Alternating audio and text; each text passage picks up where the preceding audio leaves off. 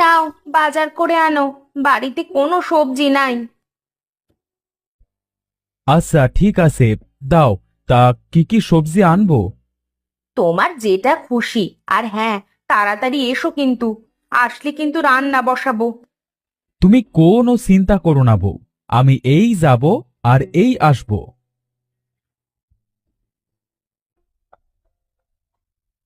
হ্যাঁ, আমি তো কচু কিনবো। বউ আমার কচু দেখলে তো খুব রাগ করে। আজ যে বউয়ের কি হলো, যা খুশি তাই আনতে বলল।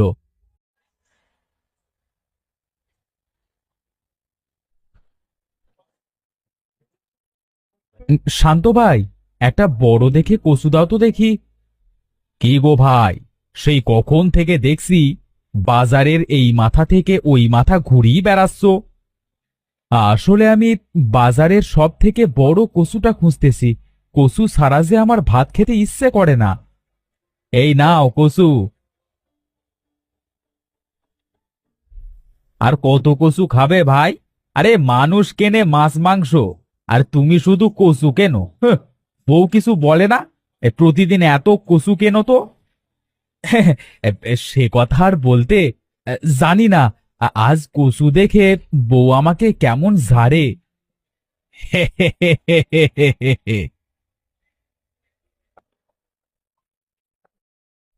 জানি না আজ আমার কপালে কি আছে। আল্লাহ, তুমি আমাকে এ যাত্রায় বউয়ের হাত থেকে বাঁচিয়ে দিও।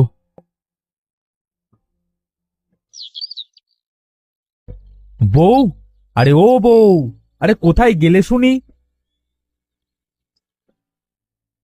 কি হয়েছেটা কি? গাধার মতো চেঁচাচ্ছ কেন? পোড়ামুখো মিনসে, আজ আবার কচু এনেছো? তোমার এই কচু আজ আমি ঝেঁটিয়ে পার করব।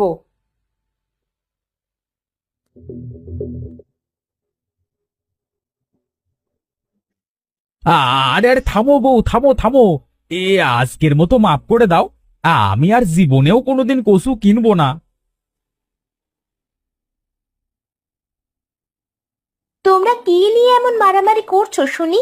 বাড়িতে তো আর দাঁড়াতে পারলাম না।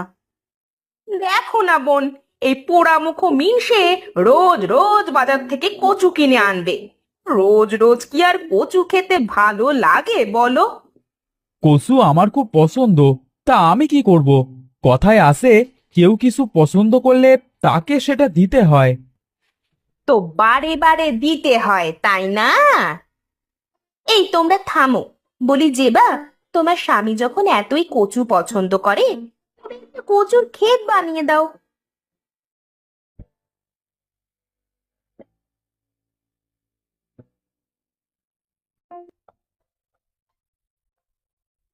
বাহ বাহ। হে, বউটার আমার হঠাৎ কি হলো? হ্যাঁ, কিছু না বলে কচু নিয়ে ঘরে গেল। আসলে আমার স্বামীটার সাথে এমন করা ঠিক হয়নি। আমার উচিত ছিল স্বামীর পছন্দের দিকেও নজর দেওয়ার। আমাকে যে করে হোক স্বামীটার জন্য একটা কচু ক্ষেত করতেই হবে।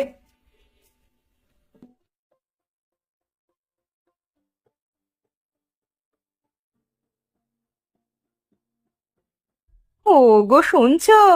ওঠো, খেয়ে নাও, তোমার কচু রান্না হয়ে গেছে।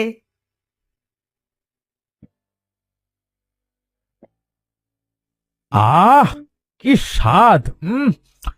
বউ মনে হয় আজ কচুটা অনেক ভালোবেসে রান্না করেছে। খুব স্বাদ হয়েছে। ঢং বাদ দিয়ে তাড়াতাড়ি খেয়ে নাও তো দেখি। আমি মনে মনে ভেবেছি তোমার জন্য একটা কচু ক্ষেত করবো আমি। তাই নাকি বউ? তাহলে তো আমার অনেক দিনের আশা এবার পূরণ হবে। সারাদিন ভাত না খেয়ে কচুই খাবো।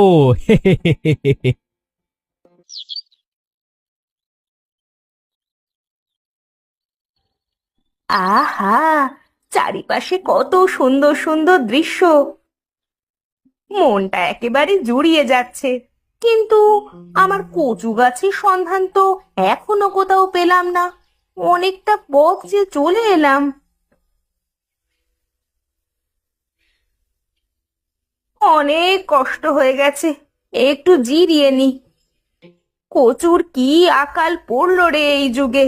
এখনকার সময় একটা কচু গাছ পাওয়া যাচ্ছে না। শোনো গো, ও মেয়ে, চলে যেও না, দয়া করে এদিকে একটু এসো। কে কে আমাকে এভাবে ডাকছে? আমি গো, আমি কচু গাছ। আমার গায়ে দেখো অনেক ময়লা জমে আছে, একটু পরিষ্কার করে দিবে?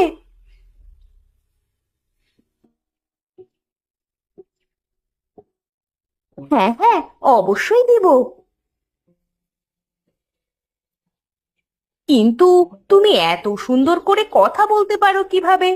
কচু গাছ আবার কথা বলতে পারে নাকি? পারি তো, আমি হলাম কথা বলা কচু গো। আমার কাছে অনেক শক্তি আছে।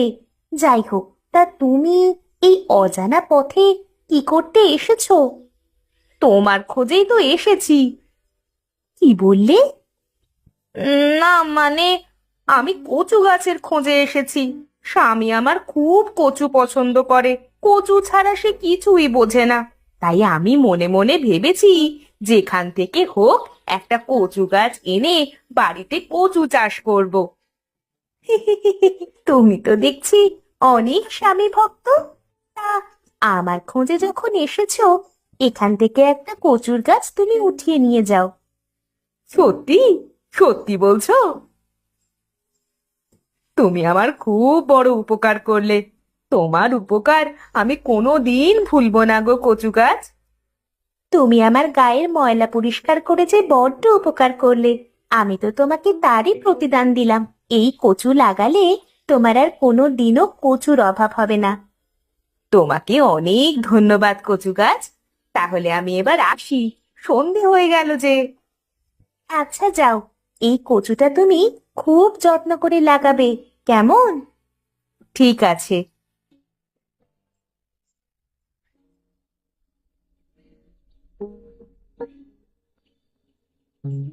বউ, এসেছো? হ্যাঁ, আমি তো খুব চিন্তায় পড়ে গেছিলাম। কসুর জন্য বউ বুঝি আমায় ছেড়ে চলে গেল। আমার এই বোকা শোকা সহজ সরল স্বামীটাকে রেখে কি আমি কোথাও যেতে পারি? আমি তো তোমার জন্য এই কচু গাছ আনতে গেছিলাম, যেন তুমি সারা জীবন মাছ মাংস ছাড়া কচুই খেতে পারো। সত্যি বলছো বউ? তুমি কসুর চাষ করবে? কিন্তু তুমি এই কসু পেলে কোথায়? হ্যাঁ গো, আমি এবার তোমার জন্য কচু চাষ করব। আর এই কচু গাছটা অনেক দূর থেকে এনেছি।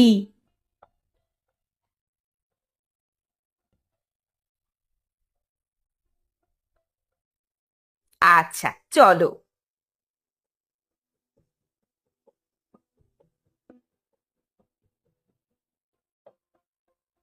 এই কচুটা লাগিয়ে তো দিলাম, দেখি এবার তুমি কত কচু খেতে পারো।